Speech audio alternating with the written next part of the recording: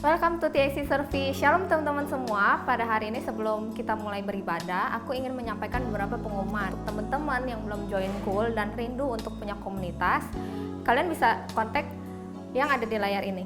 Untuk teman-teman yang rindu untuk memberikan persembahan diakonia dan perpuluhan, kalian bisa transfer ke rekening ada di sini.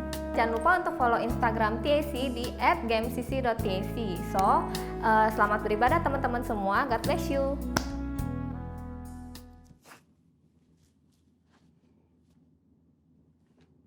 Shalom saudara, saya percaya hari ini kita semua dalam keadaan yang baik dan luar biasa. Dalam edisi Voice of Pentecost kali ini, kita akan membahas 5 makna kenaikan Tuhan Yesus. Kenaikan Tuhan Yesus ke sorga adalah salah satu dari 5 tonggak iman kekristenan yang selalu diperingati oleh setiap orang percaya di seluruh dunia. Kelima hal tersebut adalah kelahiran Kristus, kematian Kristus, kebangkitan Kristus, kenaikan Kristus, dan pencurahan Roh Kudus. Kelima peristiwa tersebut bukan sekedar cerita, melainkan sejarah yang sudah dan benar-benar terjadi. Yang merupakan bagian dari rencana dan kehendak Tuhan atas dunia agar semua manusia boleh mengalami kasih, pemulihan, dan keselamatan. Hari ini kita akan melihat kebenaran-kebenaran utama tentang kenaikan Tuhan Yesus ke sorga. Yang pertama, menyatakan kesempurnaan pekerjaan dan karya penebusannya di muka bumi. Kenaikan Tuhan Yesus menandai bahwa ia telah menyelesaikan dengan sempurna tugas yang diberikan oleh Bapa untuk turun ke dunia dan menjadi sama dengan manusia, untuk menebus dan menyelamatkan umat manusia yang telah jatuh dalam dosa. Banyak orang menganggap iman Kristen itu bodoh karena menjadikan manusia sebagai Tuhan. Tetapi iman Kristen tidak seperti itu. Karena iman Kristen percaya bahwa Yesus adalah Tuhan. Dia datang berinkarnasi menjadi manusia, lalu setelah kebangkitannya, dia kembali kepada kemuliaan keilahiannya. Yang kedua, menyediakan tempat yang kekal bagi orang percaya. Yohanes 14 ayat 2 mengatakan kenaikan Tuhan Yesus ke sorga adalah bukti bahwa sorga itu nyata dan bukan hanya sekedar fiktif belaka. Tuhan sudah menyediakan tempat bagi kita di sorga. Tetapi perlu dicatat bahwa tidak semua orang di dunia ini bisa masuk sorga. Hanya mereka yang sungguh-sungguh percaya, hidup kudus, dan menaati firman-Nya yang akan masuk sorga. Yang ketiga, menjadi imam besar, agung, dan pengantara bagi perjanjian yang baru. Di dalam Ibrani 4 ayat 14-16, Ibrani 7 ayat 25, dan Ibrani 9 ayat 15 menunjukkan betapa sempurnanya kasih, pengorbanan, dan anugerah Tuhan atas hidup kita sebagai orang percaya. Alkitab menyatakan bahwa di sorga kita memiliki imam besar agung yang senantiasa mendengar doa dan permohonan kita. Karena dia selalu menjadi pengantara bagi pengampunan dosa ketika kita datang menghadap tahta kasih karunia-Nya. Yang keempat, menyatakan kedatangannya yang kedua kali. Janji tentang kedatangan Kristus yang kedua kali diteguhkan kembali, bahkan dinyatakan dengan cara seperti apa Yesus akan datang kembali. Yaitu turun dari langit seperti ia naik dan disaksikan oleh semua orang, terutama murid-muridnya. Hari-hari ini kita sedang menantikan janji itu digenapi oleh Tuhan. Kedatangan Tuhan Yesus sudah semakin dekat. Pertanyaannya adalah, sudahkah kita menjadi murid yang siap menyambut kedatangan Tuhan Yesus? Alkitab berkata bahwa tidak ada yang tahu akan hari kedatangan Tuhan. Karena itu, mari kita senantiasa berjaga-jaga dan siap sedia menantikan kedatangannya. Yang kelima, mencurahkan Roh Kudus untuk menyertai orang percaya sampai kesudahan zaman. Tanpa kenaikan Yesus, tidak akan pernah ada peristiwa luar biasa yang dampaknya mengguncangkan dunia sampai saat ini. Yaitu peristiwa Pentakosta, pencurahan Roh Kudus. Semua ini telah dijanjikan Tuhan sebelum ia terangkat. Bahwa mereka akan menerima kuasa Roh Kudus untuk menjadi saksi Kristus dari Yerusalem, Yudea, Samaria, dan sampai ke ujung bumi. Tapi kuncinya Yesus harus naik ke sorga sehingga Roh Kudus turun. Kenaikan Yesus menunjukkan bahwa dimulainya satu era yang baru di mana Allah tidak hanya mengurapi orang-orang tertentu, tetapi Allah mau tinggal dan memenuhi setiap diri orang percaya untuk dipakainya sebagai alat bagi kemuliaannya.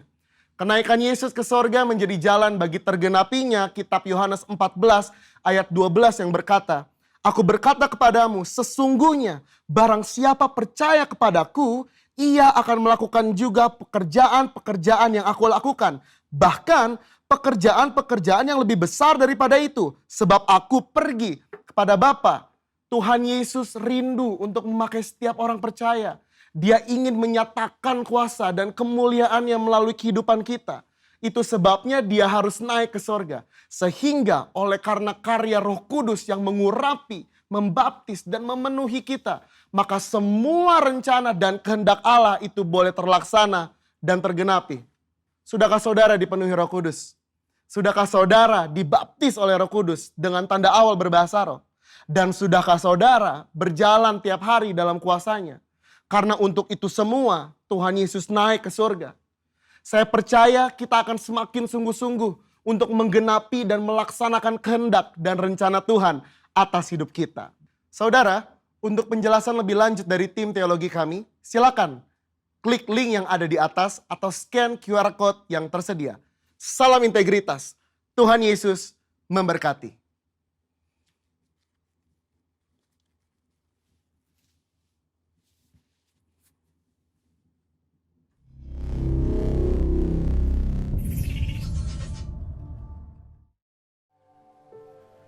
Mari kita sama-sama siapin hati kita, teman-teman. Kita mau menyembah Tuhan. Oh Yesus, Tuhan.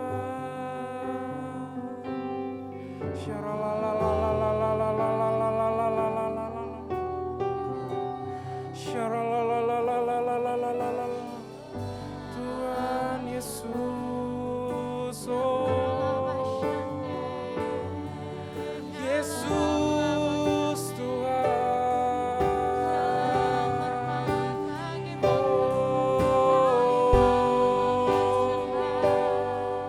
kami tinggikan namamu, kami tinggikan namamu,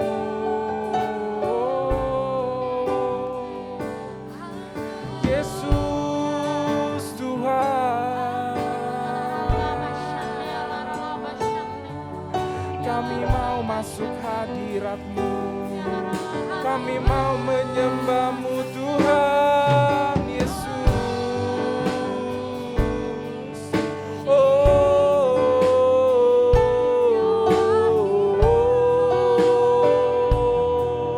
tinggikan nama-Mu Tuhan Yesus.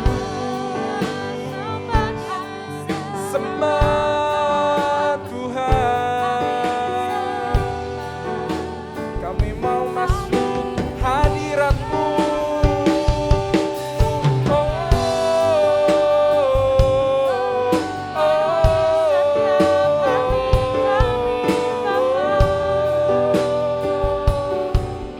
Yesus, Yesus Tuhan.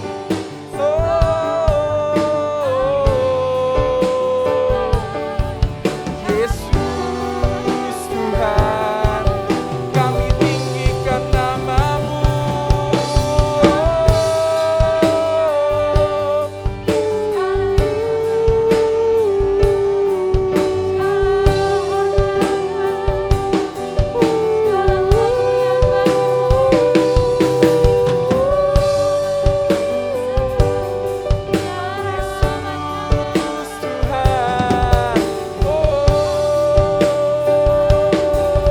Yesus Tuhan, Yesus Tuhan,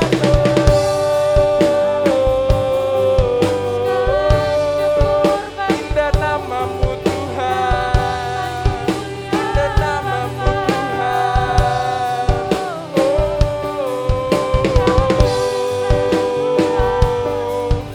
Yesus Tuhan, Yesus. Mari kita sama-sama naikkan pujian Tuhan. Oh Tuhan Yesus.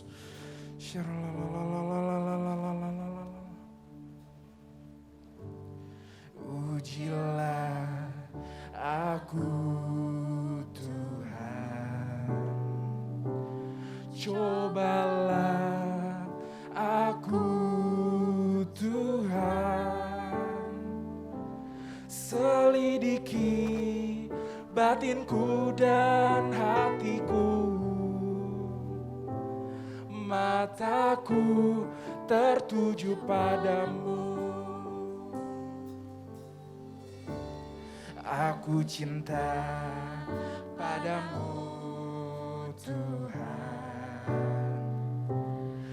Aku rindu hadirat-Mu, Tuhan. Aku ingin selalu dekat padamu,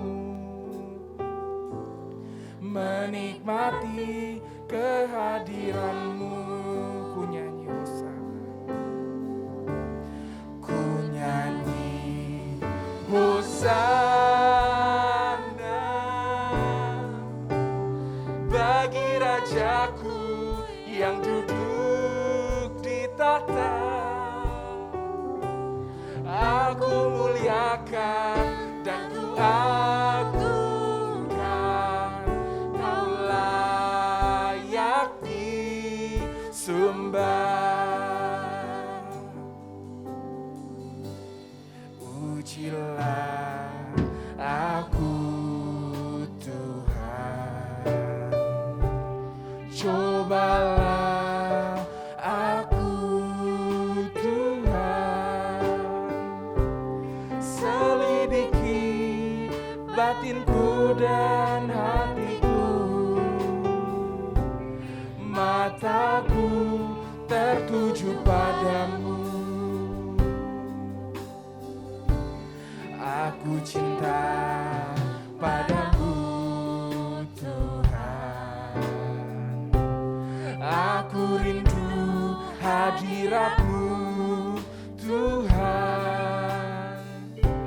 Aku ingin selalu dekat padamu, menikmati kehadiran-Mu. Ku nyanyi Hosana, ku nyanyi Hosana bagi Rajaku yang duduk di tahta. Aku muliakan dan ku agungkan, Kau layak disembah.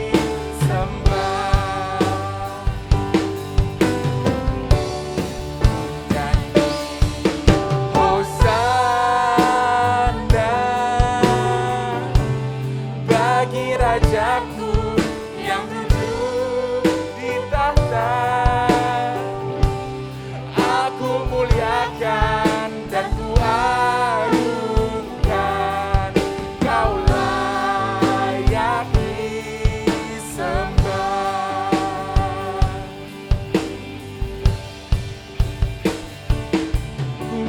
Agungkan Yesus Raja. Dia berkuasa dan layak disembah. Ku agungkan Tuhan, ku agungkan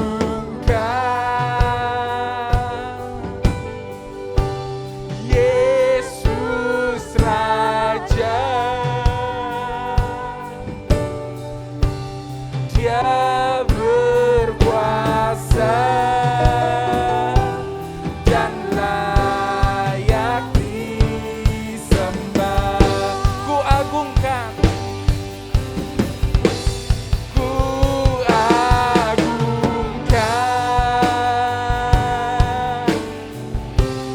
Yesus Raja. Dia berkuasa dan layak disembah.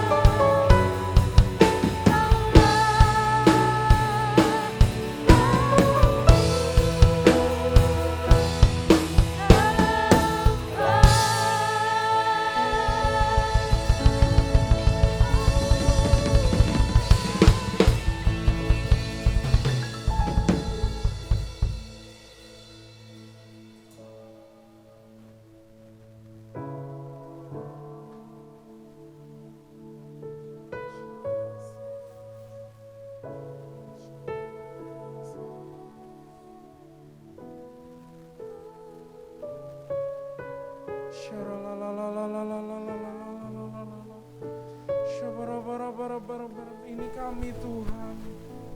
Ini kami Tuhan.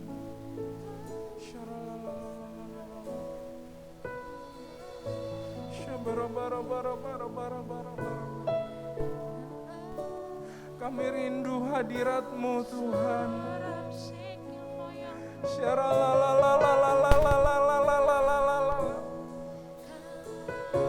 Kami rindu hadirat-Mu Tuhan.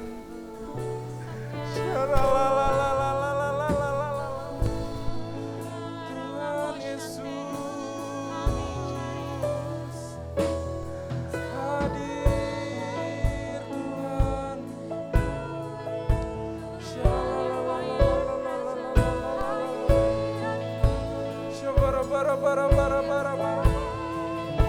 Yes, Jesus mengalir di tempat ini Tuhan. Kami rindu lawatan-Mu Tuhan. Yes Tuhan.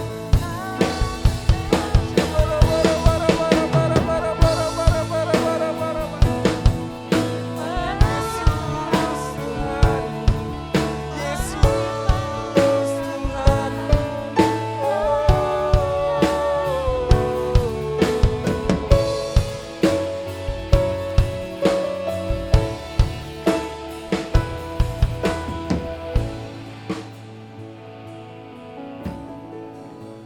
Tuhan, terima kasih Tuhan kalau kami boleh menyembah-Mu Tuhan. Tuhan, sebentar kami akan memuji-Mu Tuhan. Kami ingin lebih lagi memakai apa yang kami punya Tuhan untuk memuji menyembah-Mu Tuhan. Dalam nama Tuhan Yesus, amin. Amin. Boleh aku lihat tangan-tangan yang masih kuat memuji Tuhan, menyembah Tuhan? Katakan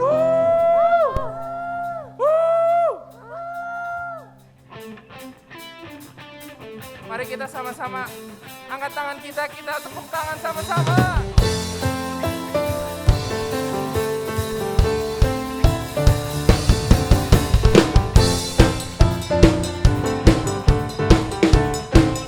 Yesus Tuhan.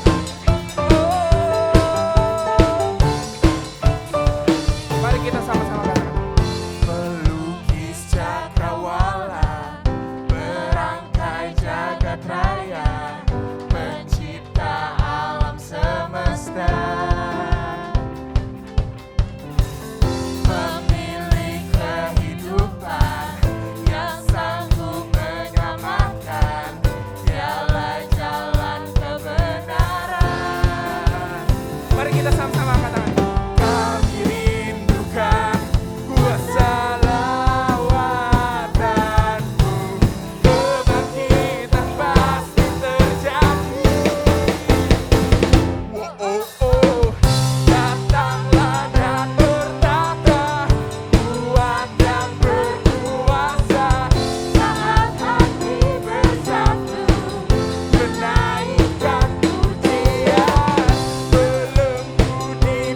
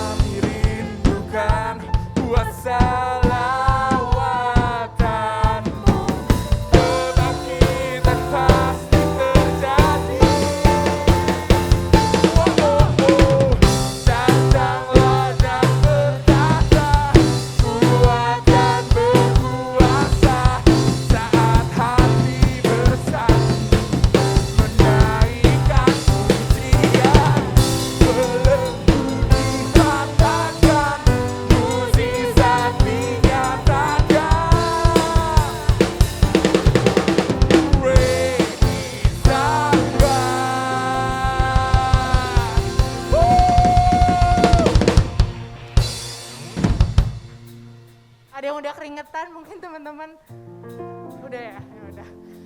Kita siap memuji Tuhan lebih lagi, amin teman-teman. Amin.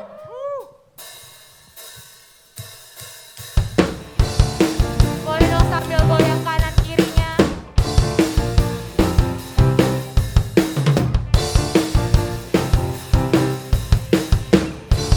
Katakan kaulah satu-satunya.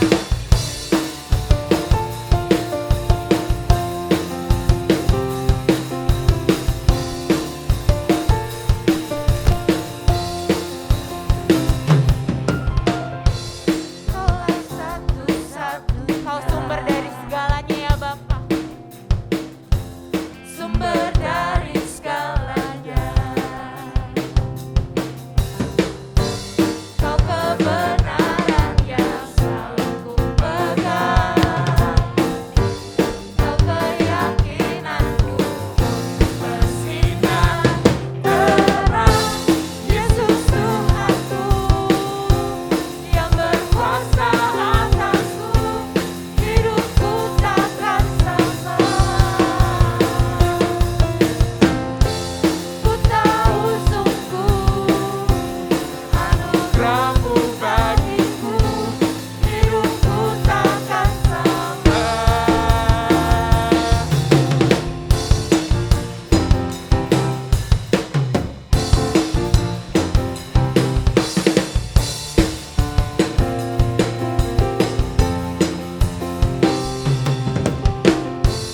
Kaulah satu-satunya sumber dari segalanya. Kau kebenaran yang selalu ku pegang. Kau keyakinanku bersinar terang. Yesus Tuhanku yang berkuasa atasku, hidupku takkan sama. Ku tahu sungguh anugerah-Mu bagiku, hidupku takkan sama.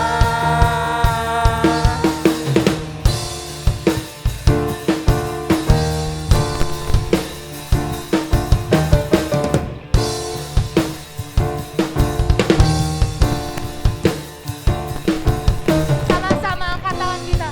Kaulah alasan, Yesus Tuhan hidup. Kami cuma mau menyenangkan hati-Mu ya Bapa. Kaulah alasan. Kaulah alasan untuk ku hidup, hanya menyenangkan-Mu. Kaulah alasan. Kaulah alasan untuk ku hidup, hanya menyenangkan-Mu. Kaulah alasan untuk ku hidup, hanya menyenangkan-Mu.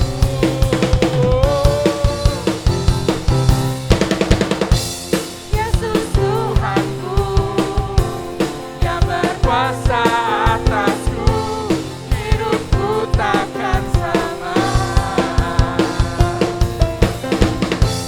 Ku tahu sungguh anugerah-Mu bagiku, hidupku takkan sama.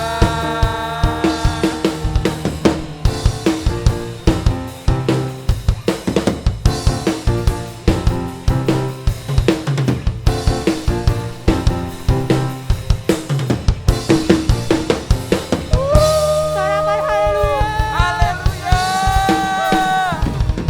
Boleh silakan duduk teman-teman.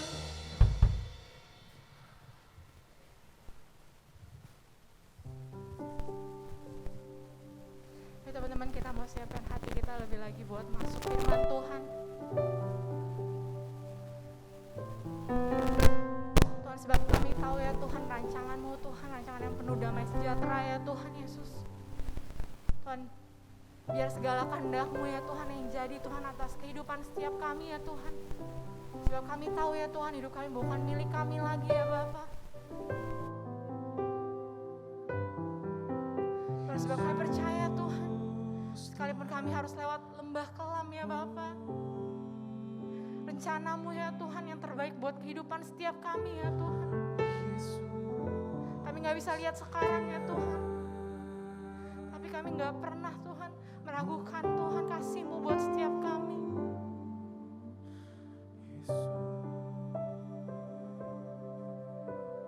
Yuk teman-teman, siang hari ini,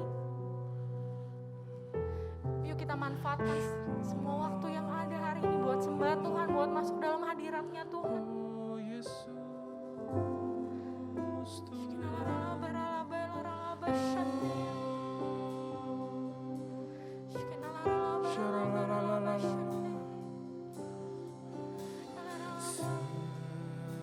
Musim berlalu, namun Kau selalu peliharaku.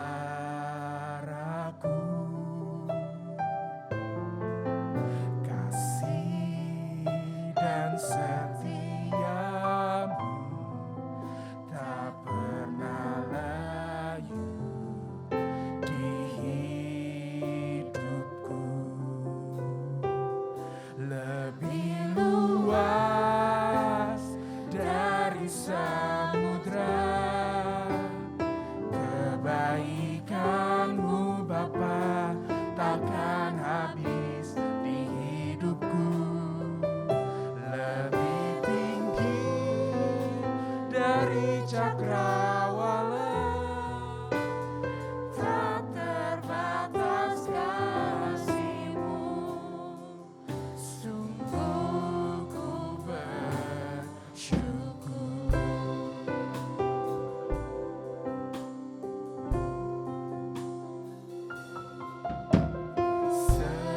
Semusim berlalu, namun Kau selalu peliharaku. Kasih dan setiamu tak pernah layu di hidupku.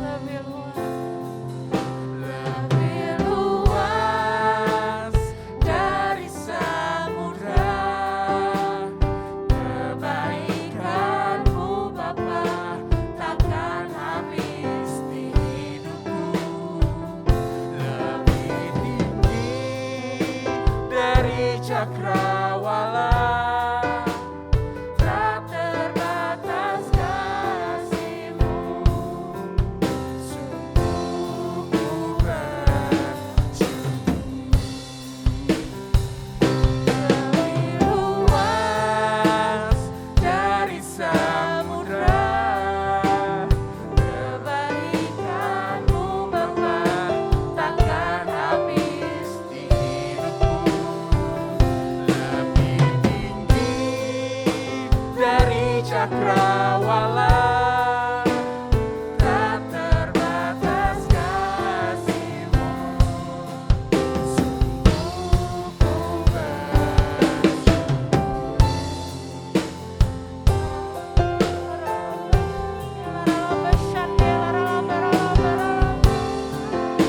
Yes Tuhan, kebaikan-Mu Tuhan.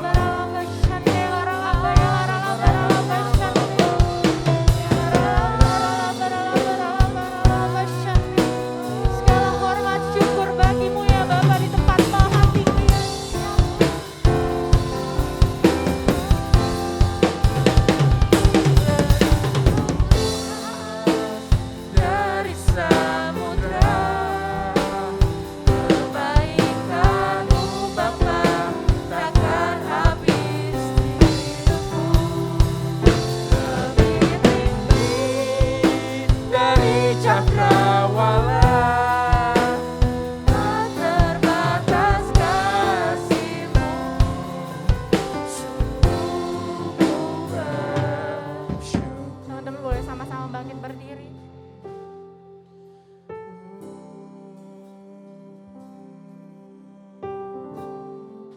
Yesus.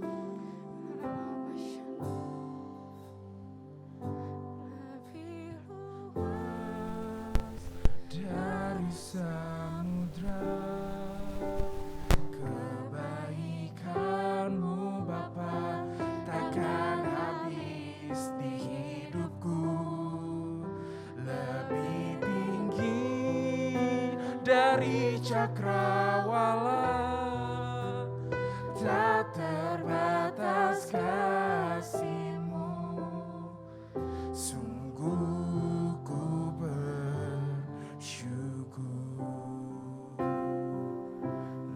Lebih luas dari samudra, kebaikan-Mu Bapa takkan habis di hidupku.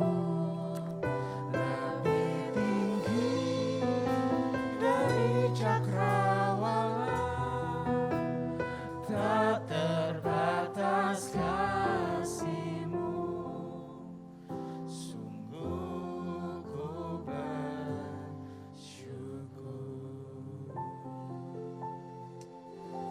Terima kasih Tuhan, sungguh kami bersyukur hari ini ada. Kami boleh kumpul, menyembah, memuji-Mu. Di tengah-tengah kondisi yang tidak menentu, Engkau memberikan kami kesempatan hari ini. Itu sebuah anugerah yang patut kami syukuri Tuhan. Terima kasih Tuhan, kalau sebentar kami akan mendengarkan firman-Mu. Biarlah firman-Mu ini tertanam dalam hati kami dan bertumbuh dan berbuah banyak. Terima kasih Tuhan, hanya di dalam nama Yesus kami berdoa dan bersyukur. Haleluya. Mari semua teman-teman yang percaya katakan amin. Silakan duduk teman-teman. Shalom teman-teman. Nah hari ini kita akan berbicara mengenai kesempatan. Katakan sama-sama kesempatan. Yuk katakan sama-sama kesempatan. Opportunity gitu ya, kesempatan. Nah sebelumnya ada banyak pandangan yang kurang tepat tentang kesempatan ya. Mungkin teman-teman pernah dengar ini enggak? Kesempatan tidak datang 2 kali. Pernah dengar? Pernah ya? Ya, ada quote seperti itu. Kesempatan tidak datang 2 kali. Pertanyaan saya, benar enggak kesempatan enggak datang 2 kali? Benar enggak? Enggak juga, bisa datang lagi gitu. Iya kan? Terus ada lagi quote yang bilang gini, ada 3 hal yang tidak mungkin kembali. Umur, oke lah, umur benar, gak ada orang jadi kecil lagi kan. Semua berjalan maju, gak ada yang mundur. Umur oke, terus dibilang kedua, waktu katanya. Pernah dengar gitu ya. Ada 3 hal yang gak mungkin kembali, umur, waktu. Nah waktu disebut yang ketiga itu kesempatan tidak akan kembali. Saya gak setuju teman-teman, benar gak? Kalau kita coba berpikir logis, kesempatan itu gak mungkin gak datang lagi. Setuju gak teman-teman? Ini kalau setuju baru saya bisa lanjut. Kalau teman-teman setuju kesempatan itu gak datang lagi ya susah saya khotbahnya. Ya. Setuju ya teman-teman? Coba kasih saya respon, lambaikan tangan kalau setuju. Kesempatan bisa datang lagi. Bukannya dia gak datang. Ya, mantan pacar aja mau balikan ada gak? Ada kan? Mantan pacar aja mau balikan ada. Artinya ada kesempatan kedua bagi yang sudah putus gitu ya. Even yang sudah bercerai, banyak gak yang rujuk lagi? Banyak gitu, remarriage gitu ya. Ya jadi itu kan kesempatan kedua. Ada orang kena COVID, udah parah tapi nggak kenapa-napa gitu. Jadi dia sembuh, itu pun kesempatan kan gitu kan. Nah jadi ini yang saya mau luruskan dulu, bahwa kesempatan itu sebenarnya bisa datang lagi. Yang setuju katakan amin. Amin teman-teman. Nah udah, kalau dasarnya udah itu berarti kita bisa ke hal yang lain. Nah jadi teman-teman harus tahu begini, kesempatan atau peluang atau opportunity itu sebenarnya ada di mana-mana. Ada di mana-mana. Contoh, kita yang mau belum punya pasangan nih ceritanya, mau cari pacar gitu ya. Kesempatan untuk mencari pacar tuh ada nggak? Ada. Di mana? Di mana-mana. Mau di gereja, mau di mall, ya kan? Mau di tempat apapun kita bisa. Kesempatan atau peluang untuk bertemu itu ada aja kalau kita nyari gitu ya. Nah, jadi kesempatan itu ada di mana-mana. Sama kesempatan bekerja. Even di tengah pandemi yang seperti ini. Ya, mungkin teman-teman ada yang pekerjaannya slow down, ada yang WFH, bahkan ada yang dipecat. Tapi saya mau tanya, kalau kita dipecat, peluang untuk menemukan pekerjaan yang baru banyak nggak teman-teman? Banyak gitu. Walaupun sekarang banyak perusahaan yang ada jenis usaha yang tidak bisa berjalan lagi.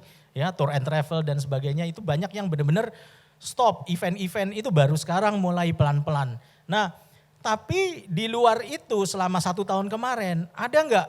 Loh ada, teman saya yang di hijack jauh lebih tinggi dari gaji yang sekarang di masa pandemi kemarin itu banyak. Ya, jadi kalau kita bilang kesempatan nggak ada, kesempatan nggak datang lagi itu kurang tepat ya. Ya, jadi bahkan pekerjaan pun ada di mana-mana, kesempatan ada di mana-mana. Lagi pandemi gimana? Tetap sama kesempatan itu. Ya, cuma kita aja yang seringkali tidak melihat kesempatan itu terjadi. Nah, itu ya. Nah, saya mau kita sama-sama belajar mengenai kesempatan ini. Ada satu tokoh Alkitab yang cukup bagus. Waktu kesempatan datang gitu ya. Itu Daud, Saudara. Ya. Daud itu orang yang tidak punya banyak kesempatan. Ya. Mungkin kalau teman-teman bilang, aduh saya masih muda, kesempatan apa sih yang bisa ditawarin ke saya? Pekerjaan apa sih yang orang bisa percaya sama saya? Saya bisa desain, tapi siapa yang mau saya desain gitu? Ya, saya bisa accounting, tapi siapa yang mau menawarkan saya kerjaan gitu? Nah, Daud ini sama teman-teman. Daud ini sama, orang yang tidak punya banyak kesempatan. Ya, kita tahu ya, kesempatannya apa sih buat Daud? Dia sebenarnya quote and quote dibuang sama papanya sebenarnya. Kita nggak tahu kenapa ayahnya melakukan ini, tapi yang jelas kalau kita ngelihat kehidupan Daud itu ciri-ciri anak yang tidak terlalu dibanggakan ya. Ya, dalam cerita-cerita selanjutnya kita tahu waktu Nabi Samuel mau urapi seorang raja, bapaknya Daud keluarin saudara-saudaranya dulu yang gede-gede semua. Nah, di dalam itu Daud nggak punya kesempatan. Kenapa?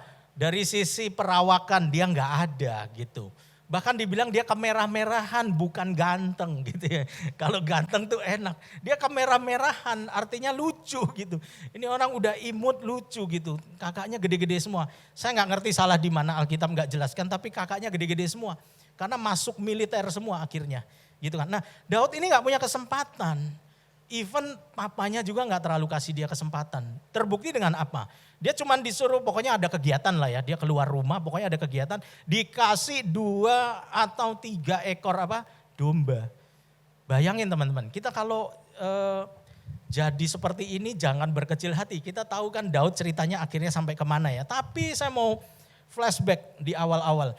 Ini orang nggak punya kesempatan banyak. Peluangnya apa sih? Jagain kambing peluangnya apa?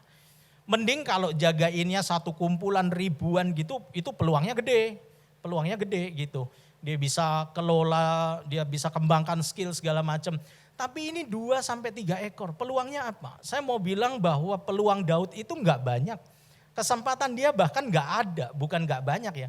Nggak ada. Pokoknya pagi hari dia datang, urusin itu domba, udah pulang begitu lagi aja. Nah, jadi dia dari segala sisi dia kalah banyak. Perawakan kalah banyak, muka kalah banyak gitu ya. Jadi sampai dia ada satu ayat yang Daud bilang begini ya, sekalipun ayahku dan ibuku menolak aku gitu ya. Jadi dia juga merasa loh, jadi bukannya dia tuh enak-enak aja pergi. Kan dia lihat tiap hari kejadian itu dia lihat. Mungkin teman-teman ada yang dibedakan dengan saudara, mungkin teman-teman ada yang, dan itu bikin teman-teman jadi down. Aduh, iyalah koko gue mah canggih lah, kerja di perusahaan yang top, gajinya udah luar biasa. Papa gue selalu ngomongin dia gitu. Ada gak teman-teman yang ngalamin itu di sini ya? Kita mengalami hal-hal semacam ini teman-teman. Jadi kita makin lama makin, aduh harapan buat saya ini apa sih? Kesempatan buat saya apa? Opportunity buat saya apa? Kayaknya gak ada, makin kecil, makin kecil, makin kecil. Nah kita akan belajar dari Daud ini. bahwa begini teman-teman. Dalam kondisi yang tidak memiliki kesempatan atau peluang, dengar baik-baik ya. Dalam kondisi kita sekarang yang tidak memiliki kesempatan atau peluang, suatu saat kesempatan itu somehow akan datang di depan kita. Nah, percaya deh ya.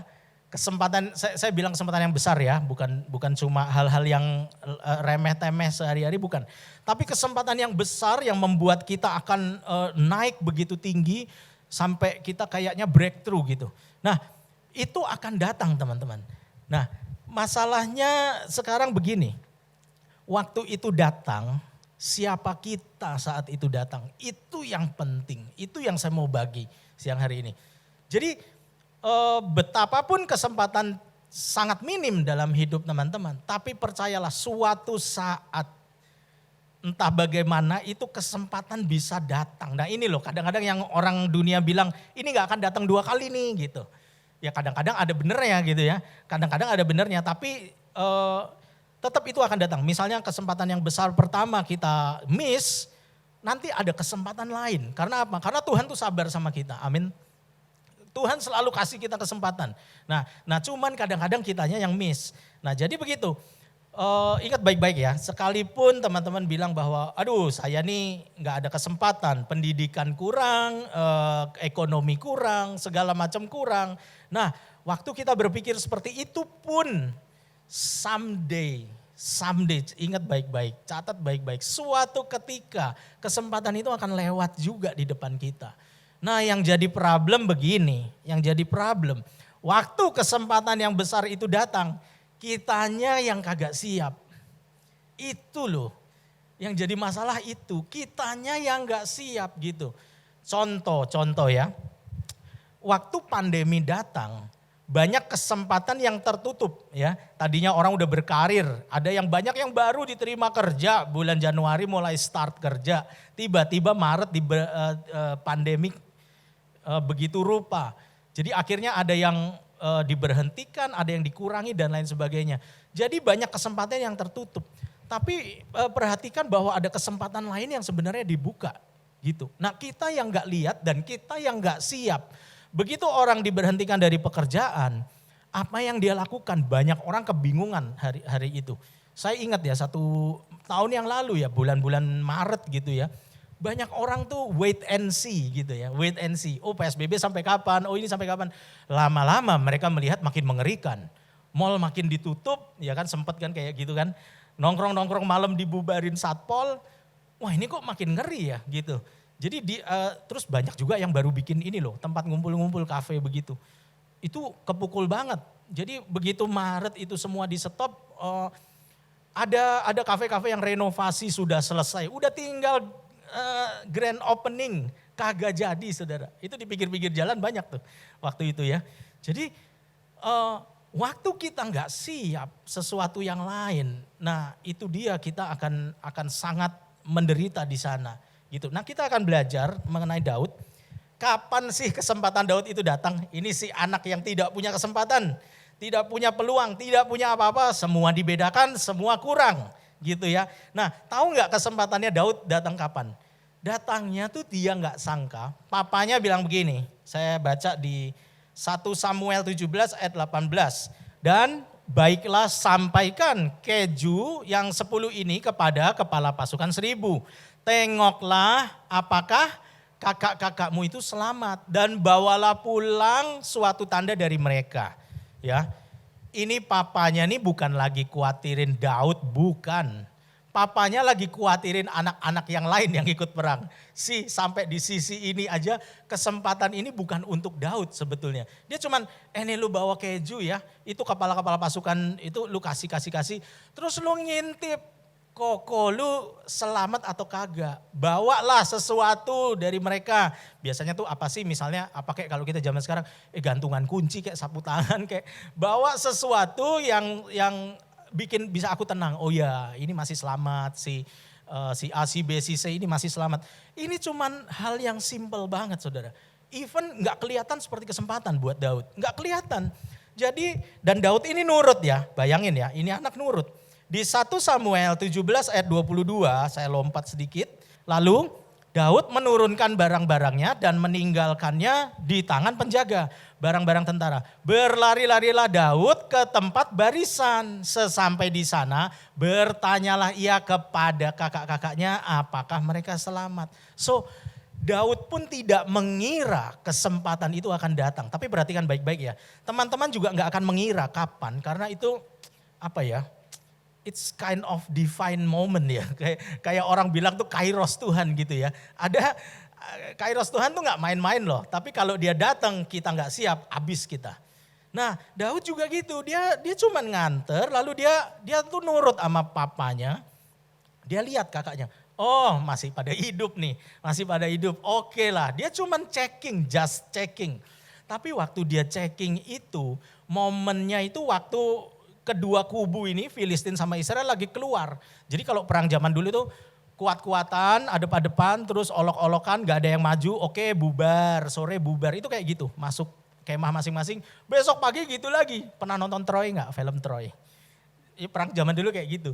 Ini pasukan banyak, ono pasukan banyak, terus kata-kataan, terus siapa yang mau duluan atau ini baru mereka akan perang. Tapi kalau kuat-kuatan begitu, ya udah. Nah ceritanya ini waktu udah kuat-kuatan berapa lama.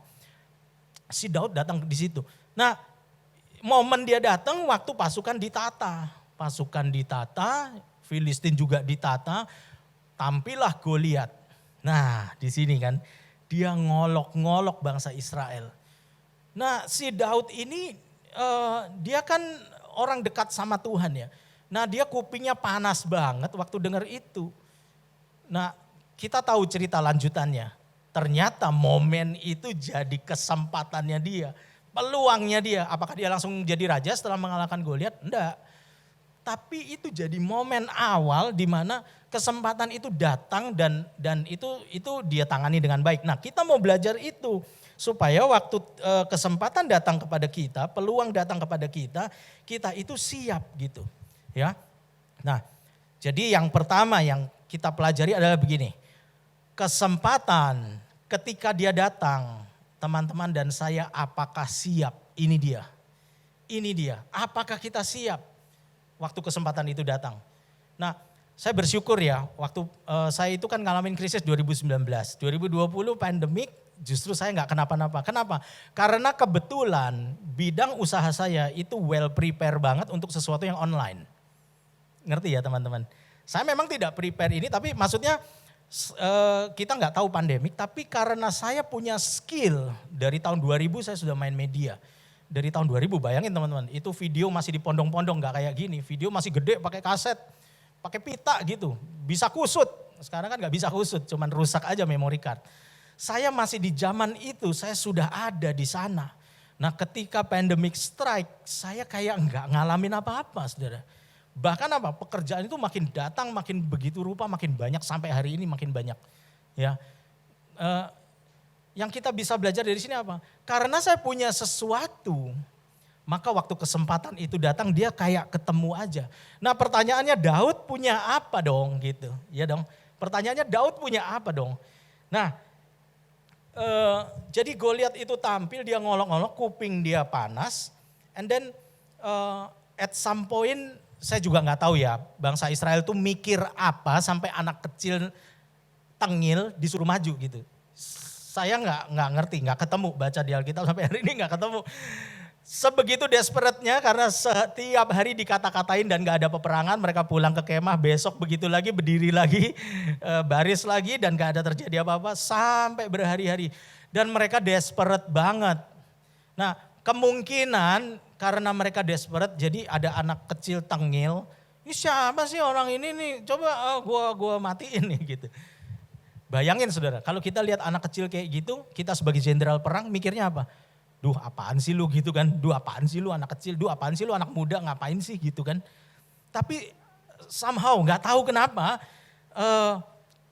malah dia oke lah gitu. Jadi kayak orang tuh udah saking gobloknya gitu ya, saking nggak tahu mau ngapain, anak kecil nantang-nantang dikasih loh. Nah kita mau belajar Daud sebenarnya punya apa saudara? Saya mau tanya, Daud itu sebenarnya punya skill nggak sih? Skill nyanyi oke lah punya gitu. Skill menggembalakan domba dia punya nggak saudara? Hah? Punya nggak?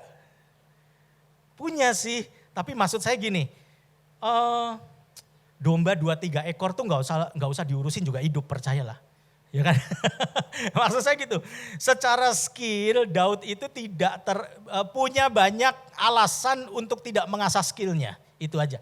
Dia punya banyak alasan untuk nggak perlu ngurusin ini, nggak perlu ngembangin skill. Nah, dia punya tuh. Kenapa? Ya 2-3 ekor. Bawa aja ke rumput selesai gitu loh. Sore-sore bawa panggil pulang selesai tugasnya. Tapi lihat Daud, dia bukan masalah itu. Dia bisa saja melakukan itu, tapi ternyata dia tidak lakukan. Dia ternyata yang 2 atau 3 ini dia jagain dengan nyawanya, saudara. Kita tahu dari mana? Waktu dia ditanya, gimana lu bisa lawan Goliat? Lah iya, beruang aja gue lawan, dia bilang gitu. Singa gue lawan gitu. Boro-boro tuh kambingnya banyak, dombanya banyak. Jadi yang saya mau bicara gini teman-teman. Sebenarnya ini apa sih? Sebenarnya Daud punya integrity. Amin. Arahnya ke sana, yang saya mau ngomong ke sana. Dia bisa kok, gak usah kembangin skill, gak apa-apa. Kayak teman-teman mungkin sekarang mikir, ya sudahlah, saya masih sekolah, saya masih ini itu biar papa mama yang ribut pandemik gitu. Papa mama yang sibuk cari duit, saya gak perlu gitu. Teman-teman boleh seperti itu. Punya alasan seperti itu, yes. Ada orang tua yang masih tidak terimbas dengan ekonomi, ya boleh saja.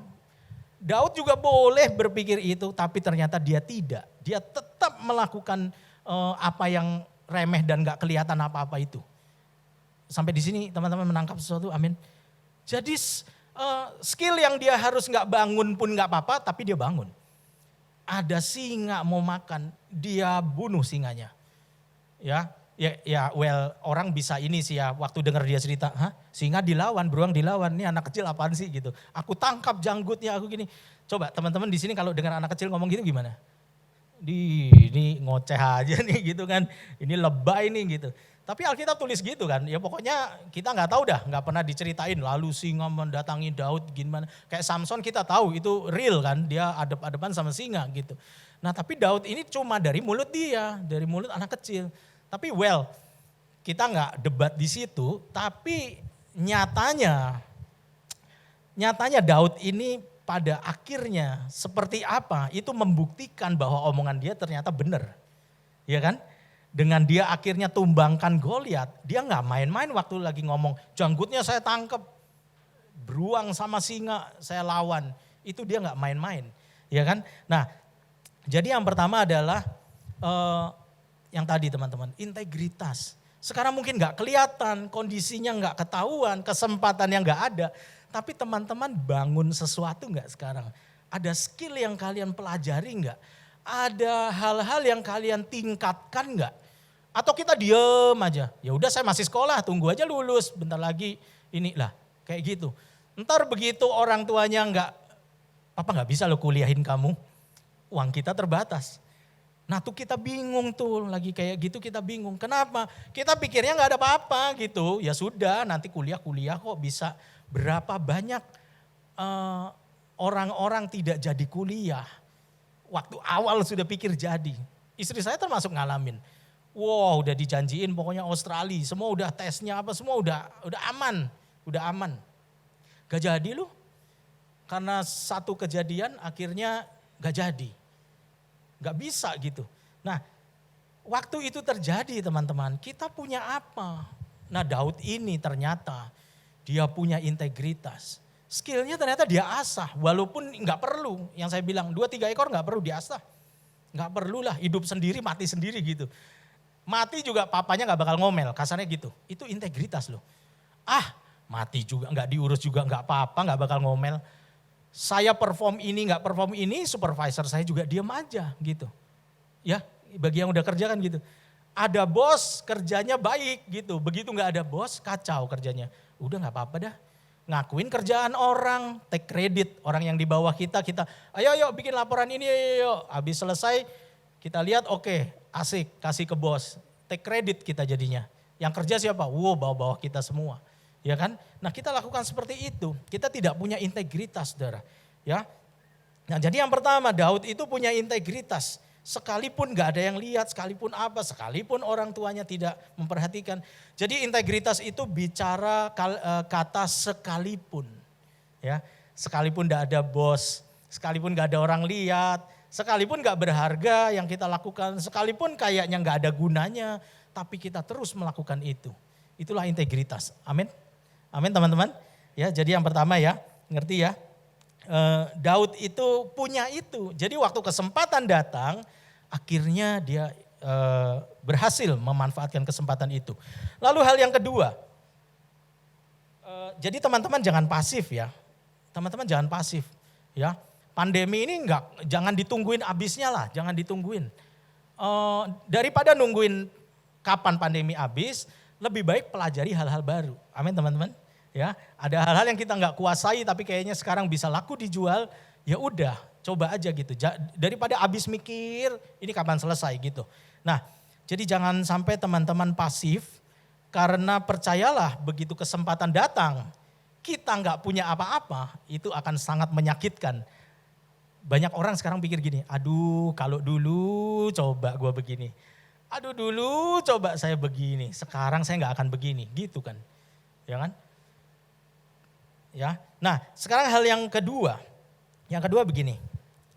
Waktu kesempatan itu datang, pakailah apa yang ada, bukan apa yang enggak ada. Amin teman-teman. Apa yang ada, Daud itu pakai apa yang ada bukan yang enggak ada gitu ya. Yang ada sama dia apa? Ya itu tadi, ya. Bisa lawan singa dan sebagainya gitu. Jadi dia kembangkan skill walaupun gak harus, dia kembangkan sampai dia pada akhirnya bisa lawan Goliat gitu. Nah, terus ada yang menarik, dia ambil apa sih? Dia ambil batu, ya kan? Dia ambil batu karena dia mahir apa? Dia mahir pakai ketapelnya. Itu yang dia punya gitu, itu yang dia punya. Nah, ceritanya kan begini. Dia dipakein senjata berat, ya kan teman-teman tahu ya cerita itu ya. Dibawain pedang, pedangnya mungkin tingginya segini ya. Dia masuk ke sini nyeret-nyeret tuh pedang. Terus pokoknya Alkitab cerita dia dipakein baju lengkap itu kagak bisa jalan. Intinya begitu. Yang saya mau bilang apa? Waktu kesempatan datang, jangan pakai yang kita gak bisa. Amin saudara. Jangan pakai yang kita gak bisa. Ya Daud jelas-jelas, saya mau bilang gini. Batu sama pedang di medan perang mana lebih bahaya? Ya pedang lah. Ya pedang lah. Tentu pedang. Tapi apa yang terjadi? Karena kita nggak kuasai, lebih baik pakai apa yang kita tahu. Kira-kira begitu teman-teman. Ya. Jadi waktu dia dipakein perisai, ketopong apa itu semuanya kegedean. Jadi dia udah gak mau, udah lepas aja lepas. Loh, jadi kalau mau ngelawan gimana? Tunggu bentar. Dia ke kali, dia ambil 5 batu. Karena dia cuma mahir pakai ketapelnya. Nah hal yang kedua mengajarkan pada kita. Waktu kesempatan datang, jangan cari yang gak ada teman-teman. Yang gak ada itu bisa dipelajari sekarang, waktu kesempatan belum datang. Mengerti katakan amin? Amin? Nah itu sekarang, waktu belum ada apa-apa dah, pelajari. Tapi ketika kesempatan datang itu sudah terlambat. Kita baru mau pakai pedang, itu terlambat. Baru ngangkat-ngangkat perisai. Ya kalau kayak Kapten Amerika enak, bulat gitu ya.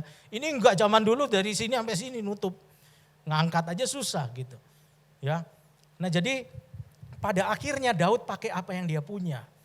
Dan ternyata senjata perang itu kalah sama batunya Daud pada akhirnya. Ya, cerita ini pada akhirnya kita tahu bahwa Daud memenangkan pertandingan hanya dengan ketapel. Jadi ini satu yang penting sekali teman-teman untuk mengerti hal ini bahwa jangan kita tunggu. Jangan tunggu kesempatan, benar kesempatan akan datang tapi jangan ditunggu gitu. Bahkan kita bisa cari kesempatan, kita bisa cari peluang dengan apa? Dengan apa yang kita punya. Ya, sekarang generasi kita terlalu di nina bobo sama apa? Sama semua yang ada di internet gitu ya. Ya berapa waktu kita habiskan rata-rata untuk melihat sesuatu yang tidak bermanfaat di internet setiap hari. Ada surveinya saudara, 8 sampai 10 jam. Bayangin saudara, range usia yang ini ya, teenage sampai ya 25 gitu lah. 8 sampai 10 jam. Kenapa sih itu bisa sangat asik? Ya iyalah, Kita lihat TikTok itu di scroll nggak habis-habis lucunya. Ya, konyol banget nggak habis-habis. Makan kaviar cek gitu kan. Makan kaviar 4 juta cek gitu. Ke Dufan cek gitu. Jadi kita senang gitu. Kita scroll itu tiba-tiba udah 2 jam, udah 3 jam kita nggak terasa. Jadi kita buang waktu segitu banyak. Dan itu terus. Nanti tiba-tiba udah lewat setahun. Udah setahun loh teman-teman pandemi. Gak terasa ya tapi udah setahun. Apa yang kita pelajari setahun kemarin? Kagak ada gitu. Jadi hati-hati sekali Anda akan dibuai untuk tidak melakukan, tidak mengasah skill, tidak mencari kesempatan, tidak mencari peluang. Itu yang akan ada di depan kita semua. Nah waktu kesempatan itu datang kita kayak orang bingung, gak tahu mau ngapain. Ya, dari cerita tadi Daud gak tahu loh kesempatannya akan datang, dia gak tahu. Cuman suruh bawain keju kok, cuman suruh bawain keju itu bisa jadi momen dalam hidup dia. Gitu. Teman-teman disuruh apa? Oh mungkin cuman disuruh, kerjain pembukuan gue dong. Tapi gak ada bayarannya nih, mau gak lu gitu. Mungkin cuman dari situ tiba-tiba bisa, wah impress ternyata. Desainin gue dong, goban ya gitu ya. Goban ya. Oke, kita dengan segala skill kita, dengan segala yang kita mampu kita buat, oh dia impress ternyata. Ternyata teman kita kerja di perusahaan besar misalnya. Terus, ini bagus banget logonya. Berapa duit nih? Goban pak. Ah lu bohong lu gitu. Goban gila ini bukan hasil 50.000 nih. Oh akhirnya itu membawa kita ke tangga-tangga selanjutnya. Amin teman-teman. Ya jadi 2 hal ini yang saya mau teman-teman sungguh-sungguh mengerti. Bahwa jangan ada yang berdiam diri saat ini. Sekalipun tidak ada skill yang kelihatannya waktu kalian asah itu kayaknya ini mau ngapain sih gitu. Tapi ingat waktu kesempatan itu datang nanti. Nah itu akan jadi tangga, akan jadi lompatan. Berapa banyak sih? Saya yakin teman-teman sudah ada yang ngalamin lompatan-lompatan dalam hidupnya. Lompatan iman, lompatan ekonomi itu ada. Itu kan lahir dari apa? Itu lahir dari kesempatan yang kita gak kira. Ya kan? Saya banyak mengalami dalam hidup. Kesempatan-kesempatan yang saya gak pernah kira. Cuman ketemu, jadi loh. Ini kayaknya enggak banget gitu. Nah makanya saya tuh sekarang paling takut buang-buang klien, buang-buang temen. Even baru pertama ketemu kayaknya enggak meyakinkan modelnya kayak gimana. Saya tetap layani, minta ketemu, ayo deh ketemu mau di mana, Zoom atau beneran fisik gitu. Karena saya sering kali belajar bahwa kita enggak tahu loh orang ini yang kagak ada apa-apanya ini ternyata dia something loh bisa bawa kita ternyata jauh banget gitu. Dan saya ngalamin itu saudara. Oke, so siang hari ini jelas bahwa Goliatmu datang kapan kita nggak bisa tahu gitu. Tapi waktu Goliat datang, lu bisa lawan nggak gitu aja. Ya, lu bisa lawan nggak gitu aja. Kalau kita nggak bisa lawan, ya sudah. Tunggu kesempatan berikutnya. Maaf, Anda belum beruntung gitu. Kira-kira gitu. Ya, jadi jangan takut. Sebetulnya saya mau bilang bahwa kesempatan itu akan tetap datang kok teman-teman. Tapi bagaimana kita manage kesempatan yang datang itu yang jadi problem ya. Jadi saya berdoa supaya teman-teman di sini kita anak-anak TAC GMCC ini jadi anak-anak muda yang bertanggung jawab, berintegritas, tidak tunggu kesempatan tapi dia mempersiapkan diri untuk kesempatan gitu ya. Amin teman-teman. Amin. Semua belajar sesuatu hari ini. Amin. Tuhan berkati. Yuk kita berdoa. Kita mau masuk dalam perjamuan kudus teman-teman. Tuhan Yesus terima kasih Tuhan buat siang hari ini. Kalau kami diingatkan untuk kami tidak menjadi pasif. Untuk kami selalu mengasah apa yang kami punya ya Tuhan. Dan kami mencari kesempatan. Atau bahkan ketika kesempatan itu datang di dalam hidup kami. Maka kami siap untuk Tuhan bawa ke tempat-tempat yang kami tidak bisa perkirakan sebelumnya. Tuhan bawa ke dalam kemuliaan demi kemuliaan yang tidak pernah kami bayangkan seumur hidup kami. Tuhan Yesus, aku berdoa supaya firman ini tertanam di dalam hati setiap kami. Dan kami mulai memperbaiki diri kami, memperbaiki hidup kami. Apa yang kami punya, talenta apa yang Tuhan percayakan kepada kami, akan kami kembangkan dengan sungguh-sungguh. Sekalipun tidak ada orang yang melihat, tidak ada kegunaannya mungkin. Kami lihat hari ini tidak berguna, tapi suatu hari itu akan berguna. Terima kasih Tuhan, terima kasih. Sebentar kami akan masuk ke dalam perjamuan-Mu yang kudus. Biarlah perjamuan ini menjadi berkat bagi setiap kami yang percaya dan makan dan minum dengan cara yang benar. Terima kasih Tuhan. Pujilah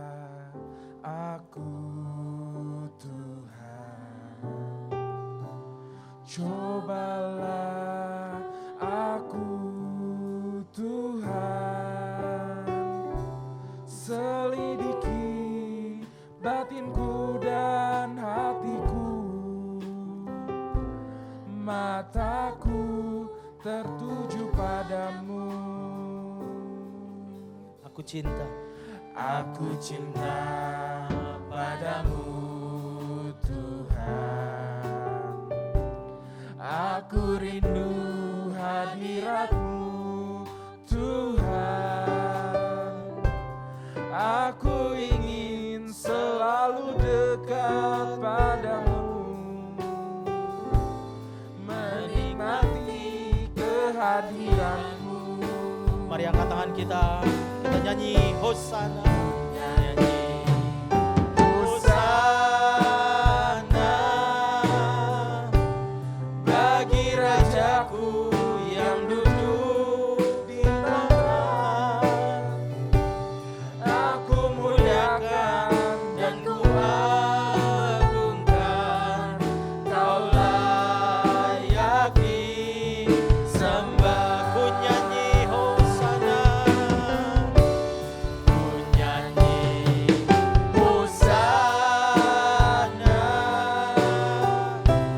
bagi Rajaku yang duduk di tahta.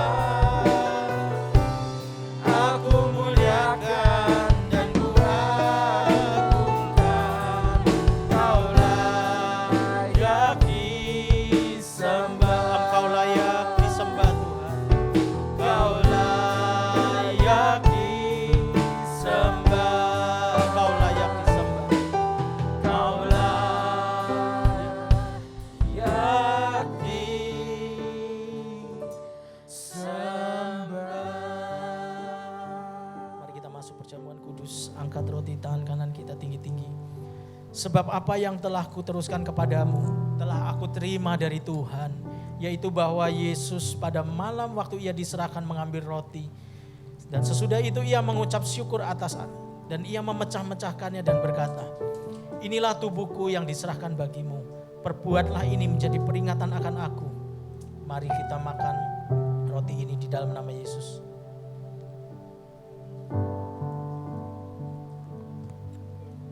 Terima kasih Tuhan. Mari kita angkat cawan kita.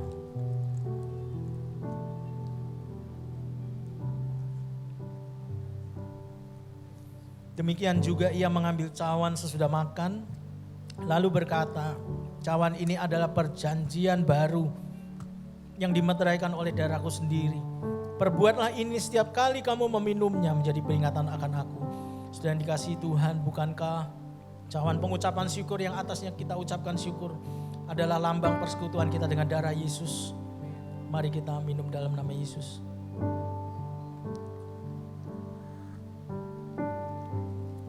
Mari teman-teman ucapkan syukur. Terima kasih Tuhan. Terima kasih Tuhan, kami boleh sehidangan. Kami boleh mengenang pengorbanan-Mu ya Tuhan. Karena pengorbanan-Mu kami hari ini hidup. Karena pengorbanan-Mu, karena hari ini kami bisa berdampak buat orang lain. Terima kasih, terima kasih Tuhan. Terima kasih Tuhan.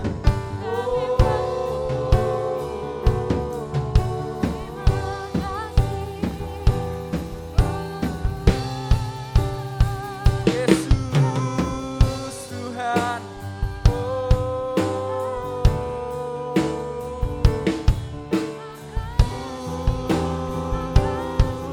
Mari kita sama-sama nyanyikan.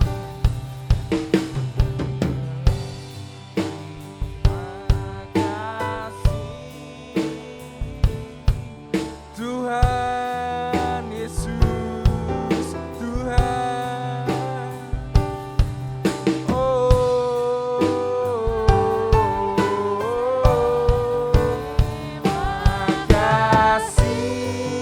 Yesusku, terima kasih Yesusku.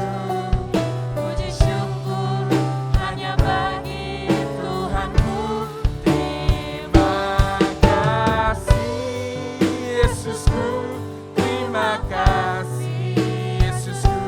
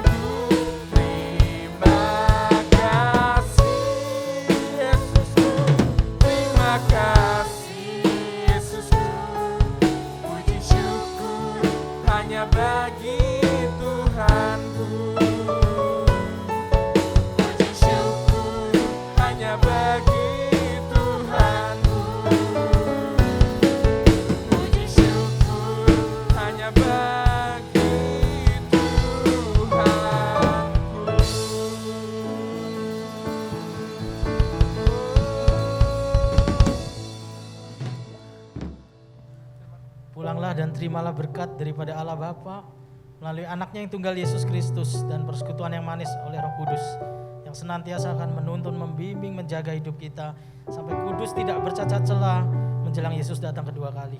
Mari semua teman-teman yang percaya dan punya pengharapan ini sama-sama katakan amin. Tuhan berkati.